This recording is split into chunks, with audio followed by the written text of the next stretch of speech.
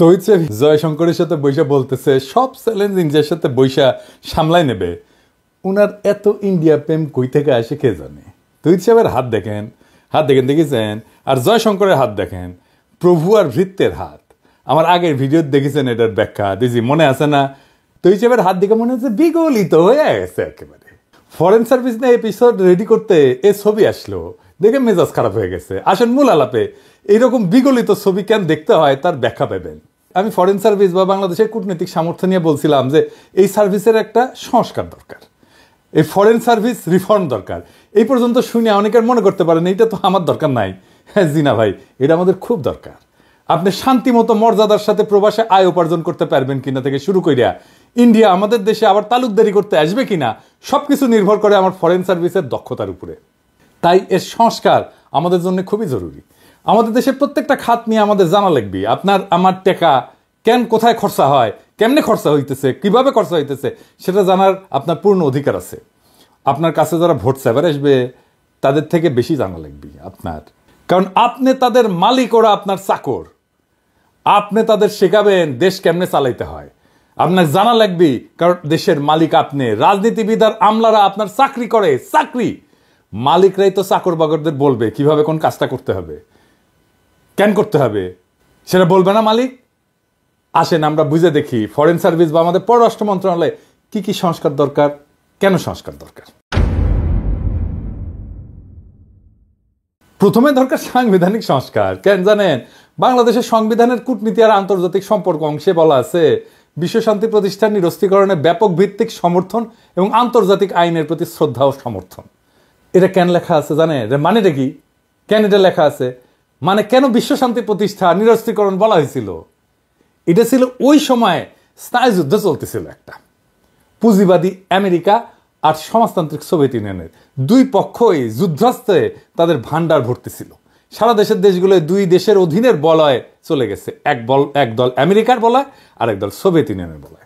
আরেক দল ছিল যারা না ঘটকা না ঘাটকা, মানে শ্যামো রাখতে মন চায়, কুলো রাখতে চায়। তার নাম দিল জোট নিরপেক্ষ রাষ্ট্র, কিন্তু আসলে সোভিয়েত বলয়। হাঙ্গেরি সিপিবি, পন্দের আলো, দিল্লি স্টার, বাঙ্গু সুশীলদের নাগাল আর কি। ওরা যা করে তাই যায় আওয়ামী লীগের পাতে। উই করবি সমাজতন্ত্র, কিন্তু সমাজতান্ত্রিক দুনিয়া তো টাকা নাই, তাই করবি সমাজতন্ত্র আর টাকা নিবি পুঁজিবাদী আমেরিকার কাছ থেকে। ভাত খাবি ভাতারের আর পীড়িত করবি ভাসুরের লগে। এটার নাম জোট নিরপেক্ষ আন্দোলন। তো এই জোট নিরপেক্ষদের এজেন্ডা ছিল নিরস্ত্রীকরণ। কেন জানেন? কারণ আমেরিকার লগে অস্ত্র বানানিতে সোভিয়েত ইউনিয়নের পাল্লা দিতে পারতেছিল না। ওই সোভিয়েত ইউনিয়নের গোয়াত নাই সাম রাধাকৃষ্ণের নাম, তো অস্ত্র বানাতে গেলে চলবি, তাই ওই ফেও ধরিছে নিরস্ত্রীকরণের। ওটা ঢুকেছে সংবিধানের বাংলাদেশে। আপনার এটা এখন দরকার আছে। আমাদের তো এখন জাতীয় সামরিক শক্তির বৃদ্ধি দরকার। আঞ্চলিক সমস্যাগুলো বাড়তেছে। বিপ্লব পরবর্তী নতুন বাংলাদেশ গড়ে তোলার লক্ষ্যে সংবিধানের 25 অনুচ্ছেদকে আমূল পরিবর্তন করে যুগোপযোগী করতে হবে। সংবিধান সংস্কার কমিশন হয়েছিল, ওটি আলী রিয়াজ ছিলেন, আবার হাঙ্গেরে ফিরোজ ছিল। তো ক্যাঙ্কা পরামর্শ দিচ্ছে, বুঝবার পারিচ্ছেন। আমি তাহলে এটা ক্যাঙ্কা চাই সেটা বলি, কেন চাই সেটা বলি। হ্যাঁ, সংবিধানের সংশোধিত অনুচ্ছেদের যেখানে বাংলাদেশের কূটনীতি এবং আন্তর্জাতিক সম্পর্ক আছে সেটা কেমন হইতে পারে, আসেন সে আলাপ করি। এটা লেখা লাগবে এঙ্কা করে, এটা সে পাশে আনা লিখে দেন। 1 নাম্বার, বাংলাদেশ সকল জাতির মধ্যে শান্তিপূর্ণ সহাবস্থান, পারস্পরিক সহযোগিতা এবং সার্বভৌমত্বের প্রতি শ্রদ্ধাশীল থাকবে। 2 নাম্বার, রাষ্ট্রের কূটনৈতিক নীতির মূল লক্ষ্য হবে বাংলাদেশের স্বাধীনতা, সার্বভৌমত্ব ও জাতীয় নিরাপত্তার সর্বোচ্চ সুরক্ষা নিশ্চিত করা। এই উদ্দেশ্যে কি কি কাজ করবে সেটা বলে দিতে হবে। ক, বাংলাদেশ তার জাতীয় প্রতিরক্ষা এবং সামরিক শক্তিকে উন্নত করে সম্প্রসারিত করার অধিকার সংরক্ষণ করবে, যাতে আভ্যন্তরীণ এবং বাহ্যিক যে কোনো হুমকি মোকাবেলা করা সম্ভব হয়। খ, বাংলাদেশ আঞ্চলিক নিরাপত্তা এবং প্রতিরক্ষা সহযোগিতার মাধ্যমে সমসাময়িক ভূ রাজনৈতিক চ্যালেঞ্জ মোকাবেলার জন্য সক্রিয় ভূমিকা পালন করবে। আন্তর্জাতিক আইন এবং কূটনৈতিক নীতির প্রতি শ্রদ্ধা রেখে বাংলাদেশ তার কৌশলগত অবস্থানকে শক্তিশালী করবে। গ, বাংলাদেশ কোনো পরাশক্তির আধিপত্যবাদী রাজনীতির যন্ত্র বা বলয়ে পরিণত হবে না, তবে রাষ্ট্রীয় স্বার্থের সুরক্ষায় কৌশলগত অংশীদারিত্ব গড়ে তুলতে পারবে। ঘ, বাংলাদেশ নিরস্ত্রীকরণ এবং বিশ্বশান্তির ধারণাকে সমর্থন করবে, তবে এটি জাতীয় নিরাপত্তা ও প্রতিরক্ষা সক্ষমতার সীমাবদ্ধতার কারণ হতে পারবে না। উ, বাংলাদেশ দক্ষিণ এশিয়ার একটি ভারসাম্যপূর্ণ এবং ন্যায়সঙ্গত শক্তি কাঠামো গঠনে ভূমিকা রাখবে, যাতে আঞ্চলিক নিরাপত্তা, অর্থনৈতিক উন্নয়ন এবং কৌশলগত স্থিতিশীলতা নিশ্চিত করা যায়। তো এই যে পরিবর্তনের কথা বললাম, এটা আসলে কি কারণে, এটা একটু বুঝে দেখি। হ্যাঁ, 1 নম্বর কারণ হইতেছে যে নিরস্ত্রীকরণকে একপাক্ষিক আদর্শবাদ থেকে বের করে বাস্তববাদী জাতীয় নিরাপত্তার দৃষ্টিভঙ্গিতে রূপান্তর করার দরকার আছে। 2 নম্বর, বাংলাদেশের সামরিক শক্তি এবং প্রতিরক্ষা উন্নয়নের গুরুত্বকে স্বীকৃতি দেওয়া হয়েছে। 3 নম্বর, আঞ্চলিক কৌশলগত সহযোগিতা এবং শক্তি ভারসাম্যের উপরে গুরুত্ব আরোপ করা হয়েছে। 4 নম্বর, পরাশক্তির বলয়ের বাইরে থাকলেও কৌশলগত এবং অংশীদারিত্বের প্রয়োজনীয়তা স্বীকৃত হয়েছে। 5 নম্বর, দক্ষিণ এশিয়ায় বাংলাদেশের ভূ রাজনৈতিক অবস্থানকে শক্তিশালী করার দৃষ্টিভঙ্গি দেওয়া হয়েছে।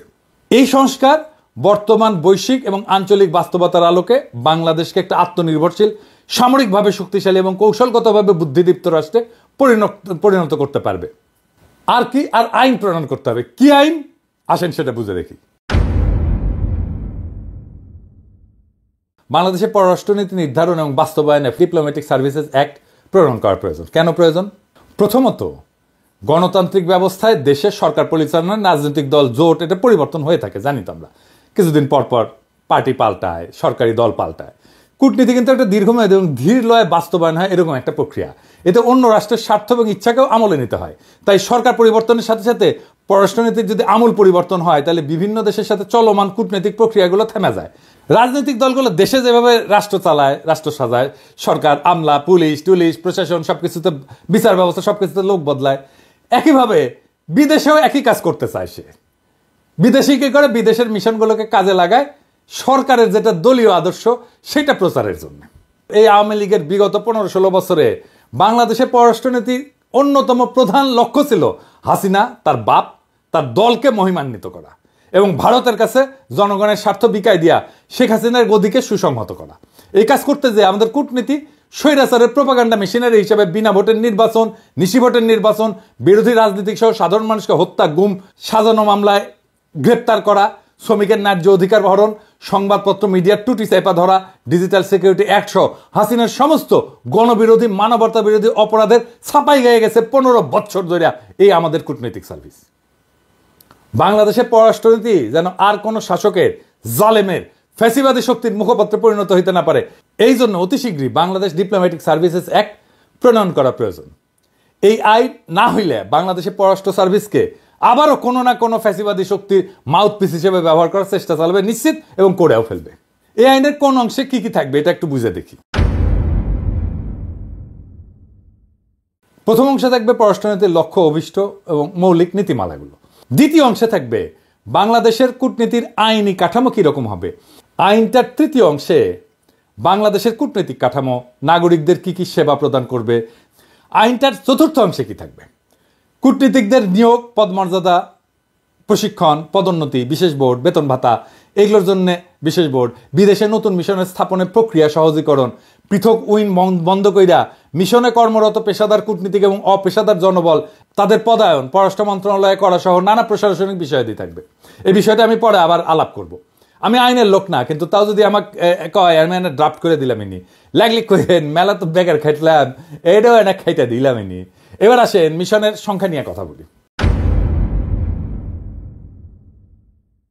2025 সালে বাংলাদেশ বিশ্বের 35তম বৃহত্তম অর্থনীতির দেশে পরিণত হবে, মাশাআল্লাহ। জাতিসংঘের তথ্য মতে 23 সালে জনসংখ্যার বিচারে বাংলাদেশ বিশ্বের 8ম বৃহত্তম দেশ। আমাদেরও বিশ্বের 8ম বৃহত্তম অর্থনীতি হওয়া উচিত।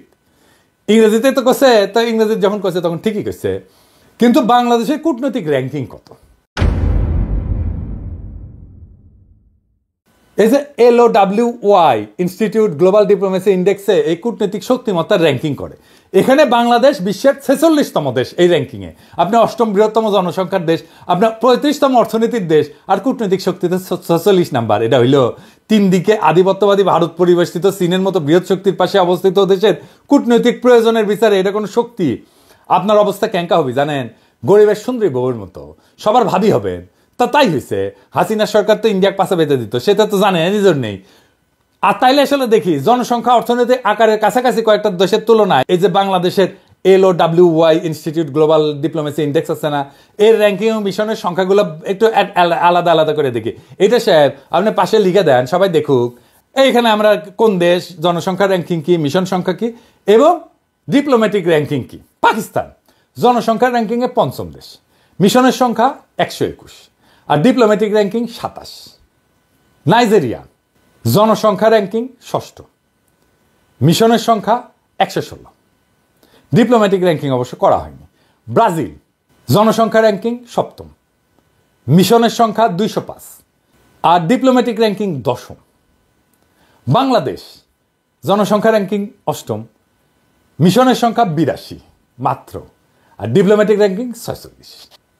রাশিয়া জনসংখ্যার বিচারে নবম, মিশনের সংখ্যা 300 আর ডিপ্লোম্যাটিক র্যাঙ্কিং ষষ্ঠ। পাওয়ারফুল ডিপ্লোমেসি আছে রাশিয়ার। মেক্সিকো জনসংখ্যা র্যাঙ্কিং দশম, মিশনের সংখ্যা 150, ডিপ্লোম্যাটিক র্যাঙ্কিং 14তম। ইথিওপিয়া জনসংখ্যা র্যাঙ্কিং 11তম, মিশনের সংখ্যা 101। ইথিওপিয়ারও আমাদের চাইতে 20টা মিশন বেশি আছে, এটার অবশ্য র্যাঙ্কিং করা হয়নি। জাপান জনসংখ্যা র্যাঙ্কিং 12তম, মিশনের সংখ্যা 247, ডিপ্লোম্যাটিক র্যাঙ্কিং চতুর্থ। ভেরি পাওয়ারফুল ডিপ্লোমেসি জাপানের। এবার দেখি অর্থনীতির আকার অনুসারে র্যাঙ্কিং কেমন। ধরেন থাইল্যান্ড অর্থনীতির আকারে র্যাঙ্কিং হইতেছে 30তম, মিশনের সংখ্যা 112 আর ডিপ্লোম্যাটিক র্যাঙ্কিং 39তম। ফিলিপাইন অর্থনীতির আকার 31তম, মিশনের সংখ্যা 109টা আর ডিপ্লোম্যাটিক র্যাঙ্কিং 40তম। ভিয়েতনাম অর্থনীতির আকার 32তম, মিশনের সংখ্যা 102 আর ডিপ্লোম্যাটিক র্যাঙ্কিং 40তম। নরওয়ে অর্থনীতির আকার 33তম, মিশনের সংখ্যা 100, ডিপ্লোম্যাটিক র্যাঙ্কিং 42তম। মালয়েশিয়া অর্থনীতির আকার 34তম, মিশনের সংখ্যা 110, ডিপ্লোম্যাটিক র্যাঙ্কিং 35তম। আর বাংলাদেশ 35তম অর্থনীতি, মিশনের সংখ্যা 82 আর ডিপ্লোম্যাটিক র্যাঙ্কিং 46তম। ইরান অর্থনীতির আকার 36, আমাদের খুবই কাছাকাছি, মিশনের সংখ্যা 125, এটার অবশ্য র্যাঙ্কিং করা হয়নি ডিপ্লোম্যাটিক র্যাঙ্কিং। ডেনমার্ক অর্থনীতির আকার 37তম, মিশনের সংখ্যা 100 আর ডিপ্লোম্যাটিক র্যাঙ্কিং 43তম। এবার আসেন প্রতিবেশী দেশগুলোর সাথে আর একটু তুলনা করি। মানে জনসংখ্যার বিচারে অর্থনীতির আকার, জিডিপির আকারে অর্থনীতি, জিডিপির আন্তর্জাতিক বাণিজ্য নির্ভরতা 2021 সালের ডেটা অনুসারে, প্রবাসী নাগরিকের সংখ্যা, মিশন সংখ্যা। পাকিস্তান মোট জনসংখ্যা 24 কোটি, অর্থনৈতিক আকার জিডিপি 292 বিলিয়ন মার্কিন ডলার আর জিডিপির আন্তর্জাতিক বাণিজ্য নির্ভরতা 25.8%। প্রবাসী নাগরিকের সংখ্যা 76 লক্ষ, মিশন সংখ্যা 121, আমরা আগে দেখছি। ভারতের মোট জনসংখ্যা 140 কোটি প্রায়, অর্থনীতির আকার জিডিপি 2850 বিলিয়ন মার্কিন ডলার, জিডিপির আন্তর্জাতিক বাণিজ্য নির্ভরতা 37.9%। প্রবাসী নাগরিকের সংখ্যা 1,80 লক্ষ, মিশন সংখ্যা 202। বাংলাদেশের মোট জনসংখ্যা আমরা জানি যে প্রায় 17 কোটি, আমাদের অর্থনীতির আকার 446 বিলিয়ন মার্কিন ডলার, জিডিপির আন্তর্জাতিক বাণিজ্য নির্ভরতা অনেক বেশি 35.3%। প্রবাসী নাগরিকের সংখ্যা 74 লক্ষ, মিশন সংখ্যা 82। পাকিস্তানের ইকোনমি আমার প্রায় অর্ধেক, তাও তার মিশনের সংখ্যা আমাদের 1.5 গুণ। জনসংখ্যা এবং অর্থনৈতিক গুরুত্ব এবং প্রয়োজনীয়তা বিবেচনায় 2025 সালের মধ্যেই বাংলাদেশে বৈদেশিক মিশনের সংখ্যা 120টাতে উন্নীত করা জরুরি। তো আমরা অনেকে মনে করি যে বিদেশে যে মিশন টিশন আছে তারা শুধু খরচা করে, আয় হয় না, মানে এগুলা খরচার খাত, এটা ফাউল কথা। আমরা যেমন রেমিটেন্স পাঠাই তেমনি আমাদের মিশনগুলোও রেমিটেন্স পাঠায়, বাংলাদেশে আয় করে, বিদেশে ডলারে আয় করে। এইবার আসেন বিদেশে বাংলাদেশে একটা ছোট আকারে মিশনের বার্ষিক ব্যয় কত একটু দেখি। এটা পররাষ্ট্র মন্ত্রণালয়ের বাজেট বই দেখলে বোঝা যায় যে মিশনের ব্যয় বরাদ্দ 5 থেকে 6 কোটি টাকা বছরে, যা আবার প্রকৃত ব্যয় হচ্ছে 4.5 থেকে 5 কোটি টাকার মতো। কূটনৈতিক যোগাযোগ বৃদ্ধি, বাণিজ্য বৃদ্ধি, এই সমস্ত বিবেচনায় বার্ষিক খরচের রিটার্ন অনেক গুণ বেশি। বাংলাদেশে কয়েকটা নতুন মিশন করছে, এর উপরে একটা ছোট্ট একটা আমি তথ্য দিই, আপনারা একটু বুঝে দেখেন যে মিশন করলে আমাদের লাভ আছে না ক্ষতি, এটা খরচা কিনা। ধরেন এই যে ব্রাজিলের রাজধানী, এখানে মিশন স্থাপনের আগে রপ্তানি ছিল 110 মিলিয়ন মার্কিন ডলার, মিশন স্থাপনের পরে রপ্তানি হয়েছে 179 মিলিয়ন মার্কিন ডলার, রপ্তানি বৃদ্ধি কত হয়েছে প্রায় 593 কোটি টাকা। খরচা কত মিশনের? প্রায় 8.5 কোটি টাকার মতো। মিশন খোলার পরে চুক্তি হয়েছে কয়টা? 4টা চুক্তি হয়েছে। যা বাজেট খরচা যেটা, তার তুলনায় আয় বৃদ্ধি কত? 6,839%, 6,839%। আদিস আবাবা এখানে মিশন স্থাপনের আগে রপ্তানি হয়তো 5.1 মিলিয়ন মার্কিন ডলার, স্থাপনের পরে হয়েছে 13 মিলিয়ন মার্কিন ডলার। রপ্তানি বৃদ্ধি হয়েছে কত? প্রায় 68 কোটি টাকা। আর বাজেট কত? প্রায় 6.5 কোটি টাকার মতো। মিশন খোলার পরে চুক্তি হয়েছে কয়টা? একটা চুক্তি হয়েছে। বাজেটের তুলনায় আয় বৃদ্ধি কত হয়েছে? 1030%। মেক্সিকো সিটি মিশন স্থাপনের আগে রপ্তানি ছিল 181 মিলিয়ন মার্কিন ডলার। রপ্তানি মিশন স্থাপনের পরে কত হয়েছে? 381 মিলিয়ন মার্কিন ডলার। বছরের রপ্তানি বৃদ্ধি হয়েছে কত? 1720 কোটি টাকা। মিশনের বাজেট কত? মাত্র 7 কোটি টাকা। মিশন খোলার পরে চুক্তি হয়েছে কয়টা? 2টা চুক্তি হয়েছে। বাজেটের তুলনায় আয় বৃদ্ধি কত হয়েছে? 24,500%। এই যা বুঝা, মিশন স্থাপনের আগে রপ্তানি ছিল 2 মিলিয়ন মার্কিন ডলারের মতো। মিশন স্থাপনের পরে রপ্তানি হয়েছে প্রায় 4 মিলিয়ন মার্কিন ডলার। বছরে রপ্তানি বৃদ্ধি হয়েছে 16 কোটি টাকা। বাজেট কত? 7 কোটির মতো। মিশন খোলার পরে চুক্তির সংখ্যা কি? 2টা। বাজেটের তুলনায় আয় বৃদ্ধি কত হয়েছে? 230%।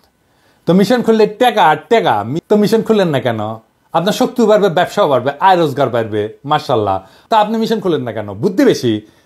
কেন মিশন খুলেন না জানি তো, কারণ আপনার বুদ্ধি বেশি, আকেল কম, অথবা প্রশাসনের সাথে পারেন না, অথবা অর্থ মন্ত্রণালয়ের সাথে পারেন না, আপনার আর্গুমেন্টই তুলে ধরতে পারেন না। এবার আসেন আরেকটা বিষয় নিয়ে আলাপ করি। পররাষ্ট্র সার্ভিসের জন্য ফরেন সার্ভিস বোর্ড, এইটার একটা জরুরত আছে। এটা আবার কি? কূটনৈতিক সার্ভিস একটা বিশেষায়িত সার্ভিস, মানে যার কাজের লক্ষ্য, মূল্যায়নের পদ্ধতি, কাজের ধরন, সেবা গ্রহণকারীরা এরা ভিন্ন, মানে বাংলাদেশের মতো না আর কি, অন্যান্য মন্ত্রণালয়ের মতো না। এ কাজের জন্য উপযোগী পরিচালনা পদ্ধতি, তাই প্রথাগত যে আমলাতন্ত্র আমাদের ব্যুরোক্রেসি আছে, এটা থেকে ভিন্ন হইতে হবে। এই বিবেচনায় কূটনৈতিক সার্ভিসের নিয়োগের যোগ্যতার মাপকাঠি ভিন্ন হওয়া প্রয়োজন, এর প্রশিক্ষণ পদ্ধতি ভিন্ন হওয়া প্রয়োজন। বিশেষভাবে কূটনীতিকদের মূল্যায়নের একটা মাপকাঠি আছে, মানে কি ভালো কাজ করতেছে না খারাপ কাজ করতেছে। এইটা আবার করছে কি, এটা একটা সিস্টেম আছে, নাম হচ্ছে APA, অ্যানুয়াল পারফরমেন্স এগ্রিমেন্ট। এটা আবার ইন্ডিয়া করে দিছে, বুঝছাও। এটা দিয়ে আমাদের কূটনীতিকদের দক্ষতা মাপে। হ্যাঁ, এটা ইন্ডিয়া ব্যানে দিছিল। এটা কি, এটা একটা বুঝে দেখি এই APA এটা কি আর এটা কেমনে কাজ করে। এটা হইলো একটা প্রশাসনিক দলিল আর কি। এটা মূলত সরকারি সংস্থাগুলো মানে কাজ কি কি করছে এটা মূল্যায়নের জন্য ব্যবহার করা হয়। বাংলাদেশে এটা সরকারি প্রতিষ্ঠানের কার্যকারিতা মূল্যায়ন, জবাবদিহিতা বৃদ্ধি এবং দক্ষতা উন্নয়নের লক্ষ্যে প্রণয়ন করা হয়েছে বলে বলা হয়েছে। এটার মূল উদ্দেশ্য হয়েছে কি পরিমাণে কাজ সে দিচ্ছে, ডেলিভার করছে, এটা মেজার করা, মানে এটা পরিমাপ করা। প্রত্যেকটা মন্ত্রণালয়, বিভাগ, সরকারি সংস্থার বার্ষিক একটা টার্গেট তৈরি করা এবং সেটা অর্জন করতে পারছে কিনা সেটা পর্যালোচনা করা। এটা দায়বদ্ধতা এবং স্বচ্ছতা এটা নিশ্চিত করা, কাজের প্রতি জবাবদিহিতা নিশ্চিত করা এবং স্ট্র্যাটেজিক পরিকল্পনা, কৌশলগত পরিকল্পনা, নীতিগত লক্ষ্য বাস্তবায়ন এবং সরকারি সেবা উন্নত করা, সরকারি খাতের ব্যয় ব্যবস্থাপনা, সম্পদের কার্যকর ব্যবহার নিশ্চিত করা। কিন্তু বাংলাদেশের কূটনীতিকদের মূল্যায়নে এই APA কেন ব্যবহার করা যাবে না, এটা একটু বুঝে দেখে। এটা খুব ইন্টারেস্টিং ব্যাপার, একাডেমিক, কিন্তু বুঝলে এটা সুবিধা আছে আমাদের সবারই। কূটনীতিকদের কাজের প্রকৃতি অত্যন্ত গতিশীল এবং জটিল। তাদের কার্যকারিতা শুধুমাত্র প্রশাসনিক চুক্তি দেওয়া মাপা কঠিন। কূটনীতির ক্ষেত্র হচ্ছে পরিস্থিতি ভিত্তিক এবং রাজনৈতিক। এটা শুধু সংখ্যাভিত্তিক মানদণ্ড দিয়ে বিচার করা যায় না। APA সংখ্যাভিত্তিক মানদণ্ড। কূটনীতিক কাজ দীর্ঘমেয়াদী প্রভাব ফেলে, যা বার্ষিক মূল্যায়নে ধরা যাবে না। মানে আপনার এটা ফল আসতে যদি 5 বছর সময় লাগে, তাহলে আপনি 1 বছরের মধ্যে কি দেখবেন? দেখতে পাবেন না তো কিছুই। দ্বিপাক্ষিক এবং বহুপাক্ষিক সম্পর্ক, বিদেশি লবিং, প্রভাবশালী রাষ্ট্রের সাথে নীতিগত বোঝাপড়া, এগুলো সরাসরি APA-তে দেখাই যায় না। এটাই আসলে কূটনীতিক সার্ভিসের মূল কাজ। তাহলে আপনি APA দিয়ে করবেন কি এদের জন্য? এটা ছাড়াও সরকারের কিন্তু একটা ওভারঅল হাসিনার আমলে ভারতীয় পরামর্শ APA ছাড়াও NIS বলে একটা জিনিস তৈরি করছে। এটা একটা হাস্যকর পদ্ধতি। NIS দিয়া কোন মন্ত্রণালয় কত ভালো কাজ করতেছে, কত দক্ষ, সেটা বের করা হয়। কিন্তু ইন্টারেস্টিং হয়েছে, NIS দিয়ে যে সমস্ত মন্ত্রণালয়কে দক্ষ বলে বলা হয়েছে, সেগুলোই হইতেছে সবচেয়ে দুর্নীতিগ্রস্ত এবং সবচেয়ে অদক্ষ মন্ত্রণালয়। আসেন এটা বুঝে দেখে এটা কিরকম। বাস্তবে যে সমস্ত মন্ত্রণালয় সবচেয়ে দুর্নীতিগ্রস্ত এবং অদক্ষ, তারাই এই যে মূল্যায়ন পদ্ধতি, এই যে NIS আর APA বললাম, এতে শ্রেষ্ঠ মন্ত্রণালয় হিসেবে স্বীকৃতি পাইছে। এটাতে কৃত্রিমভাবে সাজানো রিপোর্টের মাধ্যমে প্রশাসনকে দক্ষ এবং দুর্নীতিমুক্ত দেখানোর চেষ্টা করা হয়। বাস্তবে জনগণের সেবা নিশ্চিত করতে এই পদ্ধতিগুলা কোনো কার্যকর পরিবর্তন আনতে পারেনি। দুর্নীতির জন্য কুখ্যাত মন্ত্রণালয়গুলো বারবার শ্রেষ্ঠত্বের পুরস্কার পেয়েছে। আমি উদাহরণ দিই, সড়ক পরিবহন সেতু মন্ত্রণালয়, মানে যেটা ওকা, ওই যে কাউয়া কাউয়া, ওই কাউয়া আসছে, কাউয়া এটা কাউয়ার সাউন্ড দেন অনেকদিন পরে, জোরে দেন, আরো জোরে, আরো জোরে, হচ্ছে। হ্যাঁ, তো এইখানে তারা কিভাবে কাজ করছে, কি দুর্নীতি করছে আমরা তো জানি। আর কি গৃহায়ন এবং গণপূর্ত মন্ত্রণালয়, হ্যাঁ, সরকারি ভবন নির্মাণ উন্নয়নে, এটা সাধারণ ঘটনা তো দুর্নীতিতে। শিক্ষা মন্ত্রণালয়, যেখানে প্রস্তভাস, নিয়োগে দুর্নীতি এবং শিক্ষা খাতের মানের যে অবনতি ঘটছে, সেটা তো এই শিক্ষা মন্ত্রণালয় দীপুমণি করছে, তাই না? সেটা নাকি বেস্ট পারফর্মিং মন্ত্রণালয়, তাহলে চিন্তা কর। স্বাস্থ্য মন্ত্রণালয় কি হয়েছে এটা তো আমরা জানি, এখনো স্বাস্থ্য মন্ত্রণালয় সেইটার জন্য ধুকতেছে। এই এপিআর এনআইএস এটা জনগণের সাথে প্রতারণা করে এক ধরনের ব্র্যান্ডিং টুল। এটা ব্যর্থ, অপ্রাসঙ্গিক। প্রকৃত জবাবদিহিতা, সুশাসন এবং দুর্নীতির বিরুদ্ধে কঠোর ব্যবস্থা নেওয়ার জন্য নতুন কার্যকর বাস্তবসম্মত মূল্যায়ন পদ্ধতি দরকার। আপনারাই বলেন যে সড়ক, গণপূর্ত, স্বাস্থ্য, শিক্ষা যদি সেরা মন্ত্রণালয়ের সার্টিফিকেট পায়, তাহলে ইন্ডিয়া আমাদের কেমন চাপা ম্যাট দিতেছিল তাদের একটা সিস্টেম করে দিয়া। এনআইএস আর এপিআই কিন্তু ইন্ডিয়া করে দিছে, বুঝছেন? আমাদের ব্যুরোক্রেসিও তারা এইভাবে খোড়া করে দিছিল। কূটনীতিকদের পদোন্নতি এই সমস্ত মূল্যায়নের নিরীক্ষা হওয়া উচিত না। সবচেয়ে ভয়ানক যে জুলুম হাসিনা সরকার পররাষ্ট্র সার্ভিসের সাথে করছে তা হল নিষেধাজ্ঞার ভোটের কারিগর অ্যাডমিন ক্যাডারদের অধীনে পররাষ্ট্র সার্ভিসের পদোন্নতির ব্যবস্থা করে দিছে।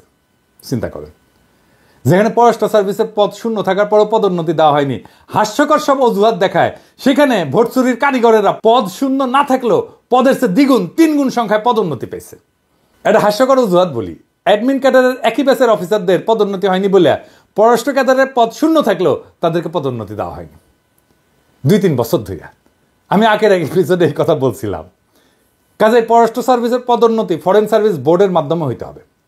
আর্মির পদোন্নতি যেভাবে হয় আর্মির বোর্ডের মাধ্যমে, তাদের বিশেষ ভাতাদি, সন্তানদের লেখাপড়ার খরচ, মেডিকেল, বিশেষায়িত দক্ষতা সম্পন্ন বাইরের কাউকে মিশন পররাষ্ট্র মন্ত্রণালয়ে সাময়িকভাবে যে প্রেষণ করা হবে, সেই পদায়নের প্রক্রিয়া, রাষ্ট্রদূত, সিনিয়র পদগুলোতে পদায়নের ক্ষেত্রে এই বোর্ড সুপারিশ করবে। আর কিছু উইং আছে, এগুলো আসলে বন্ধ করে দেওয়া উচিত।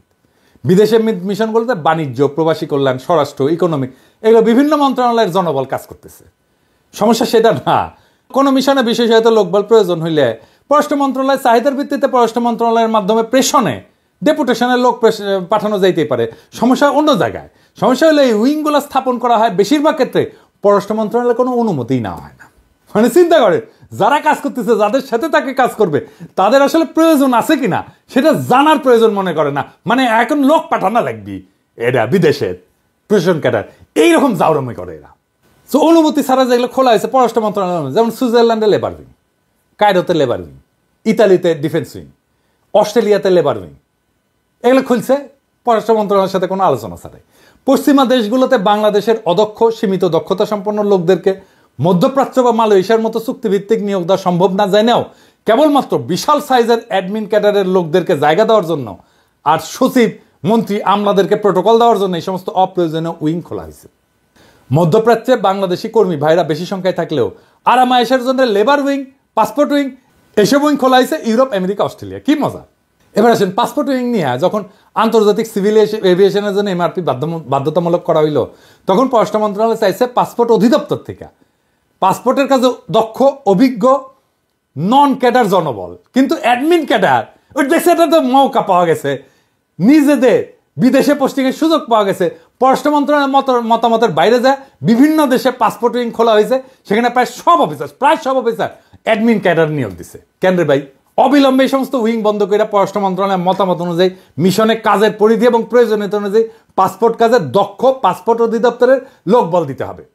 লেবার উইংগুলো বন্ধ করে যেখানে প্রয়োজন আছে সেখানে শুধুমাত্র পররাষ্ট্র মন্ত্রণালয়ের মতামত অনুযায়ী আন্তর্জাতিক শ্রম আইনের দক্ষ, সেবার মানসিকতা আছে এরকম অ্যাটাশে নিয়োগ দেওয়া যেতে পারে, খরচও কমবে। এবার আসেন উইংগুলো সাংগঠনিক নিজেদের জন্য মজার কি ব্যবস্থা করে নিয়েছে প্রশাসন ক্যাডার। প্রত্যেকটা উইং এর জন্য আছে আলাদা গাড়ি, আলাদা ড্রাইভার, আলাদা ব্যক্তিগত কর্মকর্তা, আলাদা অফিস। এগুলা স্ব মন্ত্রণালয়ের আন্ডারে পৃথক বাজেট। এই জন্য মিশনের মধ্যে আর একটা আলাদা অফিস, অনেকগুলো মিশন। এই সমস্ত কর্মকর্তাদের এসিআর, কাউন্টার সাইন বা প্রতি স্বাক্ষর করে স্ব মন্ত্রণালয়ের সচিব। বাংলাদেশের সমগ্র বৈদেশিক সম্পর্ক দেখার দায়িত্ব যাদের, তাদেরকে বাইপাস কইরা ওই সমস্ত সচিব সরাসরি কাজ করে তাদের উইং এর সাথে। এটা কোনো কথা? কেমন করে কাজ করছে বাংলাদেশের পররাষ্ট্র দপ্তর এবং কেমন ভালসুন পররাষ্ট্রমন্ত্রী ছিল সবসময়। দেশের কূটনৈতিক প্রয়োজনে পররাষ্ট্র ক্যাডারের বাইরে বিশেষায়িত লোকজন প্রয়োজন। এই প্রয়োজন একটা মিশনের মধ্যে আরো কতকগুলো স্বতন্ত্র প্রশাসনিক সাংগঠনিক কাঠামো গঠন করে কেন করতে হবে রে ভাই? কেন প্রশাসন ক্যাডারের জুনিয়র কর্মকর্তারা বিদেশে গাড়ি বিলাস করবে? দেশে যেভাবে লয় লস্কর সহ আরামাইশে থাকে, সেভাবে বিদেশেও বউ বাচ্চার প্রয়োজনে গাড়ির ব্যয় কেন দেশের গরিব মানুষ দেবে? আর মজা হইল দেশে যে বিশেষভাবে গাড়ির মালিক হয়ে যায় তার সেই গাড়ির জন্য আবার বিদেশে বসেও রক্ষণাবেক্ষণ বাবদ টাকা তোলে, বুঝছাও।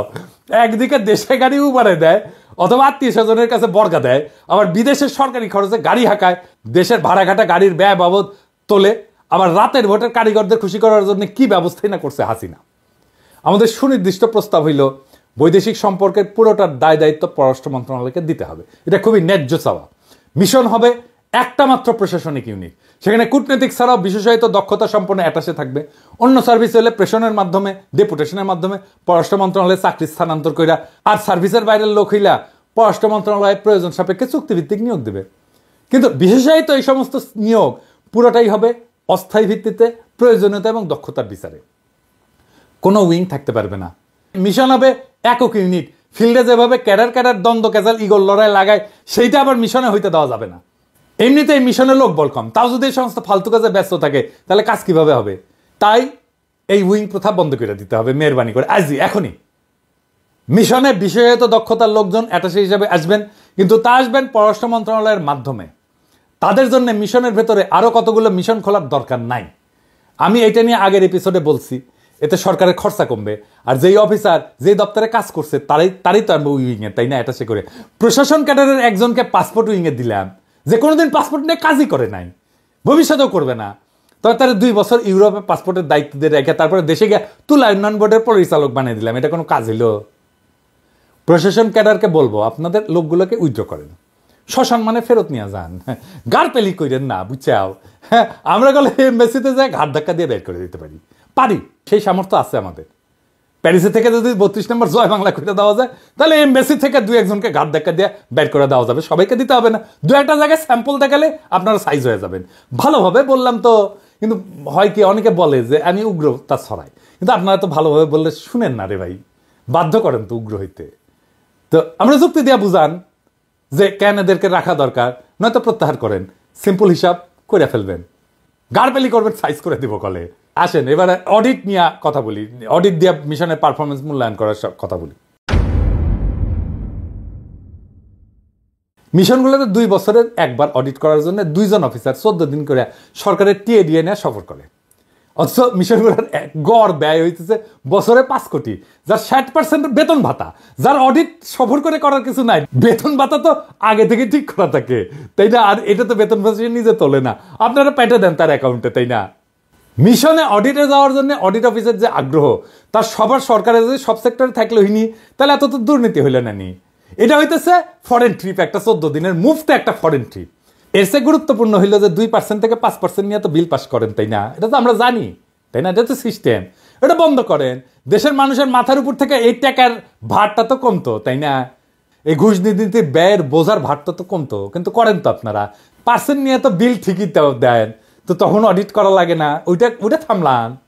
আপনাদের এই 5-6 কোটি টাকার ব্যয়ের অডিট নিয়ে, যার বেশিরভাগই হইতেছে বেতন ভাতা, সেটা নিয়ে আপনাদের কুরকুরানি দেখলে মেজাজ কলে খারাপ হয়ে যায়। মিশনগুলোতে অডিট আপত্তি হয়, এবং আর আপত্তি হয় কি জানেন? আপত্তি হয় কি, সেটা মজার একটা ব্যাপার, আর কত কমু আর কি। এটা হইতেছে দেশের যে প্রকিউরমেন্ট রুলস আছে, এইটা আবার এদেশে এসে পালন করতে হয়, এই আইন আছে। এটা আইন না থাকলে আপত্তি দেয়। আমি তো ফ্রান্সে থাকি, ফ্রান্সে কোনো পণ্য সেবা এটা কেনার জন্য কোটেশন আনতে হলে টাকা দিতে হয়, আবার কোটেশন না থাকলে অডিটে আপত্তি করতে হয়। তো মিশন কই যাবে? রে বাংলাদেশের মতো না চাইলে কোটেশন দিয়ে দিবে, তা তো না, টাকা দিবেন কোটেশন দিবে, তো মিশন যাবে কই? ধরেন এক এক দেশের স্কুলের একটা মিনিমাম এজ এক এক রকম আছে না, কিন্তু দেশ থেকে নিয়ম করে দেওয়া হয়েছে যে 6 বছর না হইলে টিউশন ফি সরকারি খাত থেকে নেওয়া যাবে না। এখন ধরেন যেই দেশে 5 বছরে স্কুলে যাওয়া বাধ্যতামূলক, যেই দেশে, সেই দেশে কি করবে কূটনীতিকের বাচ্চারা? না পড়ায় বসে রাখবে ঘরে?